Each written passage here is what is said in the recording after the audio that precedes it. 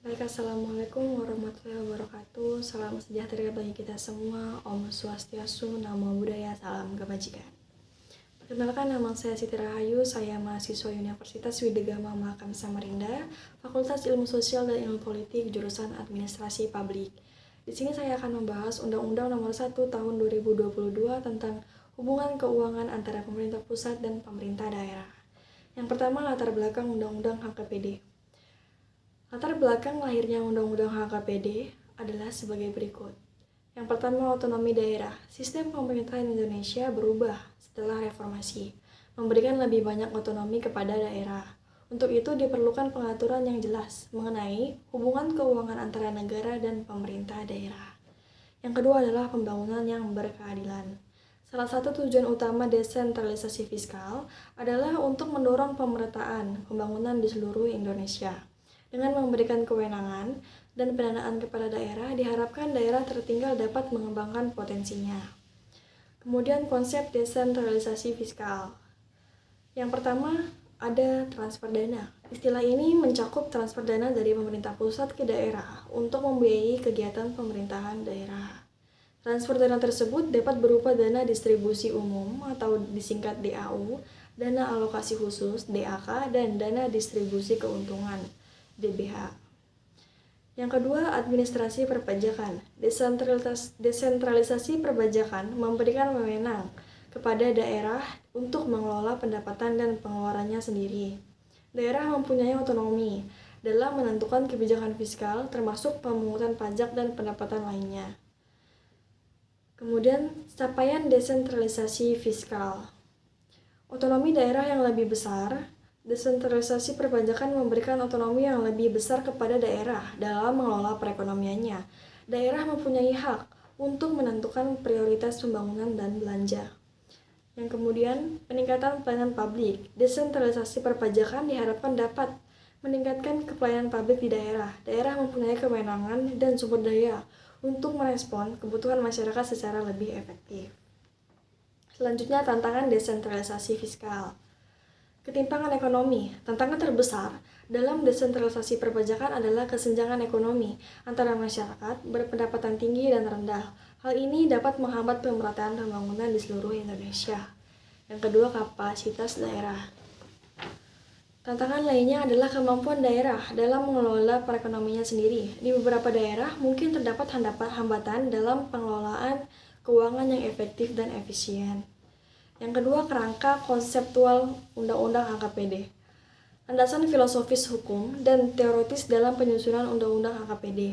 Kerangka konseptual Undang-Undang HKPD didasarkan pada Pancasila dan Undang-Undang Dasar Negara Republik Indonesia tahun 1945 dan prinsip-prinsip desentralisasi perpajakan, yaitu efektivitas, efisiensi, akuntabilitas, transparansi, dan keadilan.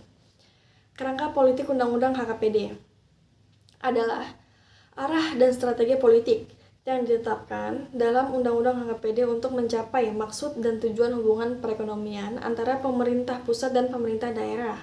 Kerangka kebijakan Undang-Undang HKPD meliputi penguatan otonomi daerah dengan menyediakan sumber pendapatan daerah yang lebih luas dan fleksibel.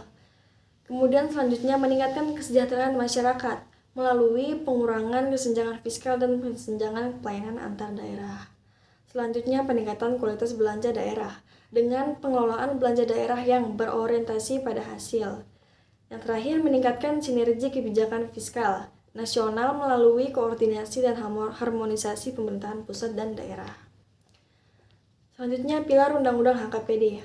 Ada 4 aspek pokok yang diubah dalam Undang-Undang HKPD. Yang pertama, penguatan otoritas pajak daerah, yaitu kewenangan daerah untuk mengenakan pajak dan retribusi melalui penataan kembali melalui penetapan pajak, menyediakan sumber pajak daerah yang sesuai, jenis pembayaran baru yang disederhanakan, dan sesuai dengan Undang-Undang Cipta Kerja Nomor 11 Tahun 2020. Yang kedua, pengurangan kesenjangan vertikal dan horizontal, yaitu pengelolaan TKD yang mengutamakan efisiensi untuk memenuhi kebutuhan pengelolaan dan pemberian pelayanan daerah dengan mendorong kepemilikan daerah dan memberikan pelayanan yang lebih baik secara efisien dan disiplin. Selanjutnya, peningkatan kualitas belanja daerah, yaitu pengelolaan belanja daerah secara terpadu dan berbasis hasil, perencanaan, penganggaran, pelaksanaan, dan pemantauan evaluasi. Kemudian yang terakhir, harmonisasi belanja negara dan daerah, yaitu mewujudkan sinergi kebijakan anggaran nasional melalui koordinasi dan harmonisasi pemerintahan negara bagian dan daerah untuk mencapai tujuan pembangunan nasional. Selanjutnya ketiga, pilar 1, ketimpangan vertikal dan horizontal yang menurun. Merupakan salah satu aspek inti reformasi Undang-Undang HKPD. Tujuan dari pilar ini untuk mengurangi selisih pajak dan pelayanan antara pemerintah pusat, pemerintah daerah, dan pemerintah daerah pada tingkat yang sama. Ada 7 bagian yang berkaitan. Yang pertama DBH atau dana bagi hasil adalah dana yang berasal dari pajak negara dan pendapatan sumber daya alam yang disalurkan ke daerah perkotaan dengan perbandingan yang ditentukan oleh undang-undang. DBH diubah dalam Undang-Undang HKPD untuk memungkinkan distribusi yang lebih adil dan merata, serta mendorong penggunaan sumber daya alam secara berkelanjutan. Yang kedua DAU atau dana distribusi umum, yaitu dana pendapatan negara yang disalurkan kepada pemerintah daerah berdasarkan formula yang memperhatikan faktor-faktor seperti luas wilayah, jumlah penduduk, indeks harga daerah, dan indeks kesejahteraan daerah. Tujuan DAU adalah untuk mengurangi kesenjangan vertikal antara pemerintah pusat dan daerah, serta mendorong pemerintah daerah untuk meningkatkan efisiensi administrasi dan pelayanan publik. Yang ketiga DAK atau dana alokasi khusus, merupakan dana pendapatan negara yang dialokasikan kepada pemerintah daerah untuk mendanai kegiatan-kegiatan prioritas nasional tertentu seperti pendidikan, kesehatan, infrastruktur, dan lingkungan hidup. Tujuan DAK itu untuk memperbaiki kesenjangan horizontal antara pemerintah daerah yang memiliki kapasitas fiskal lemah dan pemerintah daerah yang memiliki kapasitas fiskal kuat, serta mendorong pemerintah daerah untuk meningkatkan kapasitas dan tanggung jawab dalam pengelolaan anggaran. Yang keempat, Dekido, DAIS, dan DES, dan insentif pajak, yaitu dana khusus yang dialokasikan kepada pemerintah daerah tertentu berdasarkan kondisi dan kebutuhan khusus. Penetapan atau otonomi khusus merupakan sarana yang diberikan kepada pemerintah daerah otonom khusus seperti Aceh, Papua, dan Papua Barat untuk membantu pemerintah daerah tersebut dalam melaksanakan kewenangan khusus yang dimilikinya. DAIS atau dana alokasi infrastruktur strategi adalah dana yang dialokasikan kepada pemerintah daerah untuk mengembangkan dan mendukung infrastruktur strategi nasional seperti jalan tol, bandara, dan pelabuhan atau bendungan. Kemudian Dandes. Dandes atau dana desa adalah dana yang diberikan kepada pemerintah desa untuk membiayai kegiatan pembangunan desa seperti penguatan masyarakat, peningkatan kesejahteraan, dan penyediaan pelayanan publik. Kredit pajak merupakan dana yang diberikan kepada pemerintah daerah yang kinerja fiskalnya baik, seperti meningkatkan efisiensi fiskal, mengurangi utang yang berlebihan, dan mengurangi utang. Tujuan dari dana khusus ini adalah untuk mengambil tindakan khusus bagi pemerintah daerah yang memenuhi kriteria tertentu dan mendorongnya agar lebih efisien dan meningkatkan pelayanan publik. Kemudian selanjutnya sinergi pembiayaan adalah sinergi pendanaan antara pemerintah negara bagian dan daerah atau pemerintah daerah dengan swasta, BUMN, BUMD, kerjasama daerah dengan organisasi lain seperti pemerintah daerah. Sinergi pembiayaan akan mendorong pemerintah daerah untuk mencari alternatif sumber pendanaan yang lebih efektif dan efisien, serta meningkatkan koordinasi dan keselarasan antara pemerintah pusat dan daerah untuk mencapai tujuan pembangunan nasional. Hal ini diatur dalam Undang-Undang HKPD untuk tujuan tersebut. Yang terakhir, dana daerah adalah pendapatan negara yang dialokasikan kepada pemerintah daerah yang mempunyai sumber daya alam yang terbatas dan terancam punah, seperti minyak dan gas, batu bara, serta mineral. Perwalian komunitas diatur dalam Undang-Undang HKPD untuk memberikan perlindungan sosial dan kesejahteraan kepada pemerintah daerah yang memiliki sumber daya. Yang keempat, pilar 2, penguatan local taxing power, yaitu penguatan kekuasaan fiskal daerah terfokus pada pemberdayaan daerah dalam hal pajak daerah dan pembayaran daerah. Isi undang-undang ini mencakup langkah-langkah penguatan otonomi daerah dalam pengelolaan perekonomian dan sumber daya daerah. Pertama, undang-undang ini memberikan kewenangan kepada pemerintah daerah untuk menetapkan dan mengatur pajak daerah. Tujuannya untuk meningkatkan pendapatan daerah dan memperkuat kemandirian ekonomi daerah. Pemerintah daerah dapat menyesuaikan jenis pajak, tarif pajak, dan mekanisme pemungutannya agar sesuai dengan kebutuhan daerahnya. Kedua, undang-undang ini juga mengatur tentang pembayaran daerah. Retribusi daerah adalah biaya yang dibebankan oleh pemerintah daerah atas pelayanan atau fasilitas yang diberikan kepada masyarakat.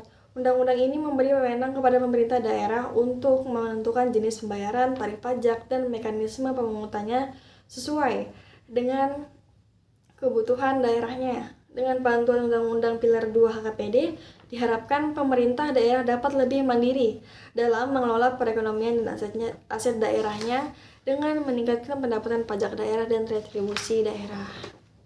Hal ini berdampak positif terhadap pembangunan daerah dan pelayanan publik.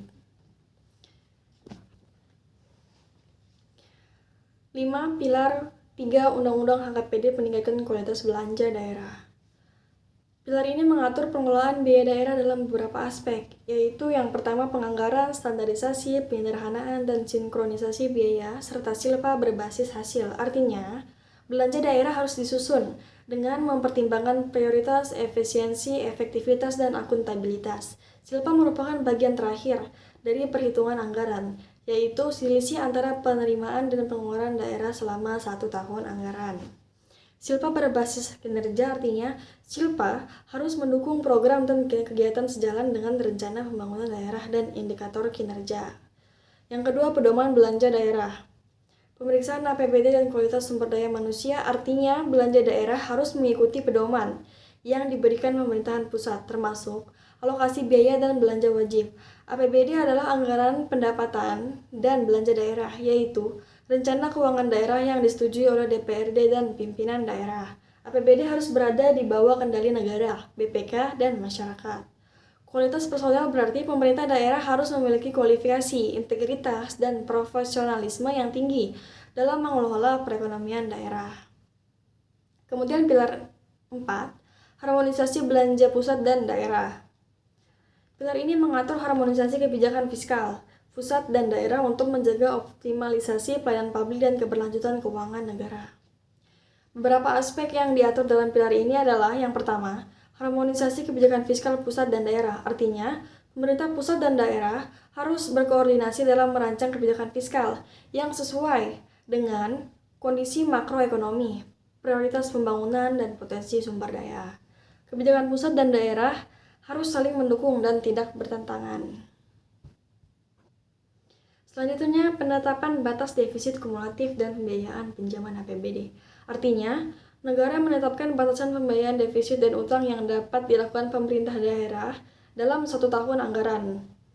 Defisit merupakan selisih antara pendapatan dan pengeluaran negatif daerah.